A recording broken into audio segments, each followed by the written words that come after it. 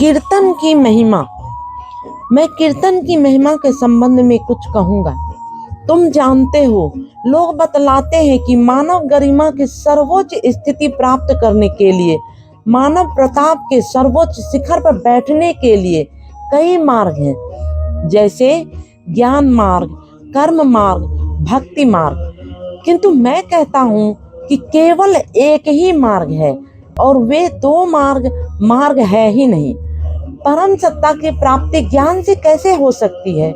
ज्ञान क्या है? मन के विभिन्न प्रतिफलन और प्रक्षेप ज्ञान है। मानव मन बहुत छोटा है, लघु है। वह परम सत्ता को कैसे जान सकता है? यह संभव नहीं है। तुम्हारा ज्ञान तुम्हारे मन का विशेष प्रदर्शन है। और तुम्हारा मन क्या है? वह तुम्हारे स्नायु कोश के अंदर काम करता है, जो स्नायु कोश तुम्हारी छोटी सी खोपड़ी के अंदर स्थित है। कर्म की भी शारीरिक क्षमता सीमित है। उस सीमित शारीरिक क्षमता से तुम क्या कर सकते हो? तुम कितना कर सकते हो?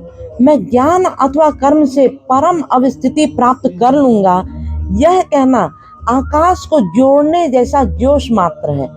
और भक्ति क्या है? अनन्योर ममता, विष्णोर ममता, प्रेम संगता। अपने मन की सारी वृत्तियों को एकत्रित करके उन वृत्तियों की संगठित शक्ति के साथ परम सत्ता की ओर चल दो और उनके चरण में सब कुछ अर्पण कर दो। यह बहुत सरल है। कहो, हे प्रभु, तुम मेरे सर्वस्व हो, तुम मेरे प्रारंभिक बिंदु हो, तुम मेरे मध्य बिंदु हो, और तुम ही मेरे शेष बिंदु हो। यही भक्ति की आत्मा है।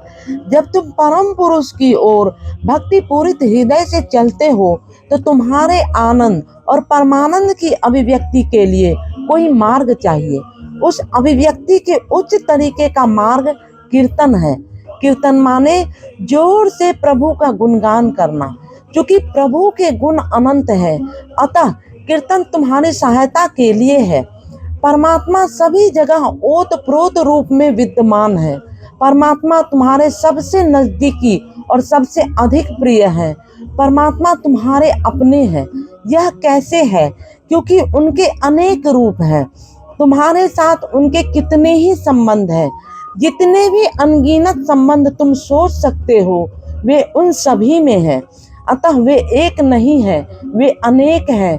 वे कहीं भी हों, किंतु एक विशेष बिंदु से, विश्व ब्रह्मांड की चक्र नाभि से वे अपने समस्त अभिव्यक्तियों का नियंत्रण करते हैं।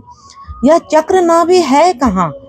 नाहं तिष्ठामि वैकुंठे योगिनाम हृदये नौ च मद भक्ता यत्र गायन्ति तत्र तिष्ठामि नारदा। परमात्मा विश्व ब्रह्मांडीय प्राण के रूप में रहते हैं।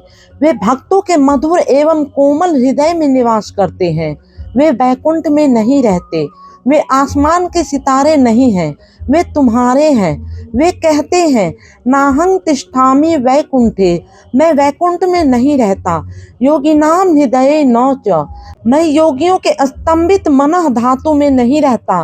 वे तो कड़े हैं, कठोर हैं, सूखे हैं, और ऐसे सूखे जैसे रेगिस्तान। मैं वहां नहीं रहता। मैं सरस भूमि, उर्वरा भूमि चाहता हूँ।